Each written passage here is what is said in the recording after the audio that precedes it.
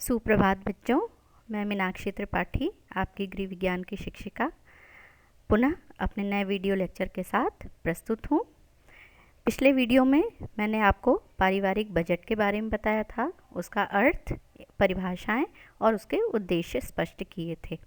आज का जो लेक्चर मैं बताने जा रही हूँ उसका टॉपिक है पारिवारिक बजट के सिद्धांत एवं लाभ।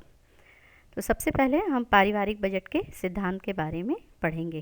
किस सिद्धांत के आधार पर पारिवारिक बजट को हम बना सकते हैं, जिसमें सबसे पहला पॉइंट है कुल आय का ज्ञान।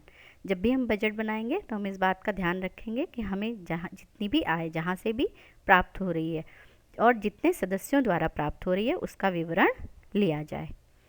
दूसरा पॉइंट है मूल आवश्यकताओं की जानकारी। पिछले लेक्चर में भी मैंने बताया था कि गृहिणी को परिवार के सदस्यों की सभी मूल आवश्यकताओं की जानकारी होनी चाहिए, तभी उनकी अच्छी तरह से पूर्ति की जा सकती है और उन्हें प्राथमिकता के क्रम में ही लिखा जाना चाहिए। पारिवारिक बजट के सिद्धांत में तीसरा टॉपिक है बजट की व्यवस्था संबंधी सिद्धांत। बजट वही अच्छा होता है जिसमें हम बचत की व्यवस्था बनाए रखते हैं ताकि हम किसी भी आकस्मिक खर्च के लिए तैयार हो सकें। इस सिद्धांत में चौथा पॉइंट है लचीला बजट। कभी भी हमको बजट इस प्रकार का नहीं बनाना चाहिए कि उसमें अगर हमें कुछ भी परिवर्तन करना चाहें तो ना कर सकें। तो बजट हमें लचीला बनाना चाहिए, जिससे यदि हमें कोई परिवर्तन करना पड़े तो उसमें कोई हमें विशेष कठिनाई ना हो। नेक्स्ट पॉइंट है आकस्मिक आवश्यकताओं के लिए व्यवस्था। जैसे कि हमने बताया कि बजट लचीला बनाना चाहिए, तो उसमें अपने आप इसका समावेश हो जाता है कि हम आकस्मिक आवश्यकताओं के लिए व्यवस्था को रखें। बचत कर रहे हैं तो वो भी हमारे आकस्मिक आवश्यकताओं की पूर्ति करता है। अगला पॉइंट है, ये सारे पारिवारिक बजट के सिद्धांत के अंतर्गत ही आ रहे हैं। अगला पॉइंट है बजट का निरीक्षण एवं विश्लेषण। हम ये देखते हैं कि किसी भी परिवार में, चाहे किसी का भी परिवार हो, ना तो आय ही हर समय समान होती है और ना ही जब हम किसी वस्तु को खरीदते हैं तो उसका मूल्य में हमेशा परिवर्तन होते रहते हैं। तो ऐसा नहीं है कि एक माह का बजट हमने बना दिया तो वो अगले माह उसमें हम उसका निरीक्षण ना करें। इस बात का विशेष ध्यान रखना चाहिए कि हमारी आय बढ़ी है, घटी है, या वस्तुओं के मूल्य बढ़े या घटे हैं। इसमें अंतिम टॉपिक आता है मासिक बजट का निर्माण वार्षिक बजट की पृष्ठभूमि में हो।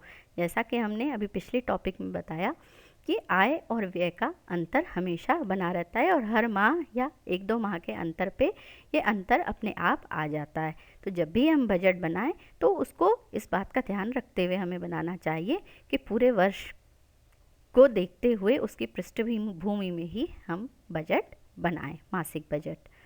तो ये रहे हमारे पारिवारिक बजट के सिद्धांत।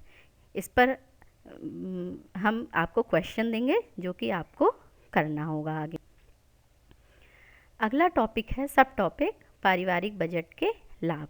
हम बजट का अर्थ समझ चुके हैं, उसकी परिभाषा और उसके अर्थ को समझ चुके हैं, उद्देश्य हो गया, और इसके बाद सिद्धांत के भी हमने सारे टॉपिक आपको बता दिए। अब हम इस टॉपिक के अंतर्गत पढ़ेंगे पारिवारिक बजट के लाभ, या कौन कौन से क्षेत्र हैं, किस प्रकार के लोग हैं जिनको कि पारिवारिक बजट के लाभ प्राप्त होते हैं। तो सबसे पहले इसमें जो लाभान्वित होते हैं बजट बनाने से, तो सबसे पहले हमारे परिवार की गृहिणी को लाभ होता है। दूसरा है समाज के सुधारकों को लाभ।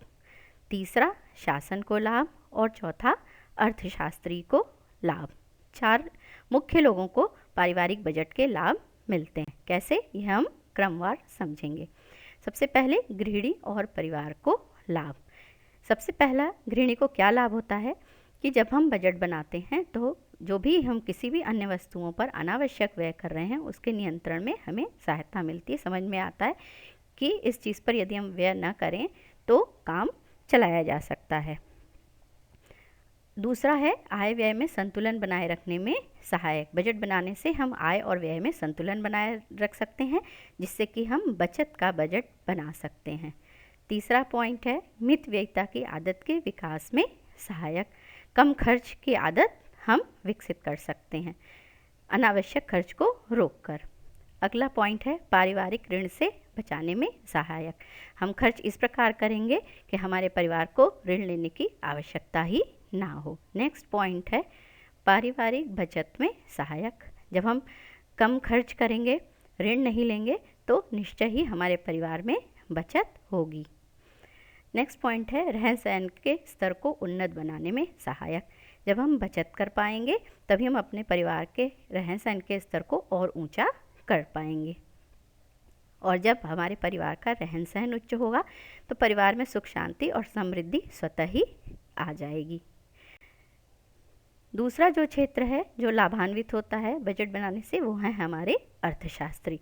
अर्थशास्त्री हमारे परिवार के बजट का व्यवस्थित अध्ययन और विश्लेषण करते हैं, जिसके आधार पर ही वे आयकर और व्यय कर की नीतियों का निर्धारण करते हैं, और इससे हमारे देश को प्रगति प्राप्त होती है। तीसरा क्षेत्र जो लाभान्वित होता है वो है हमारे समाज सुधारक। समाज सुधारक व्यवस्थित अध्ययन के द्वारा हमारे परिवार में पाई जाने वाली अनेक समस्याओं के हल ढूंढते हैं, जैसे परिवार में ज़्यादातर नशाखोरी, गरीबी, ऋणग्रस्तता, बेरोजगारी इत्यादि समस्याएं आती हैं जो कि हमारी आर्थिक स्थिति को प्रभावित करती हैं। तो इन समस्याओं का हल ढूंढने के लिए हमारे समाज सुधारक बजट में निहित जितने घटक हैं उनका आकलन करते हुए उसका हल ढूंढते हैं। चौथा क्षेत्र जो कि बजट से लाभान्वित है वो है हमारी शासन व्यवस्था। हमारा शासन हमारे परिवार के सभी घटकों का आर्थिक मूल्यांकन करता है, और इस प्रकार देश की आर्थिक दशा को समझने के लिए कर, बचत योजनाओं, लाभकारी योजनाओं को लागू करने के लिए पारिवारिक बजट का अध्ययन किया जाता है, जिससे हम देश को उत्तरोत्तर प्रगति की ओर ले जा सकें। आशा करती हूँ आपको ये पाठ समझ में आया होगा।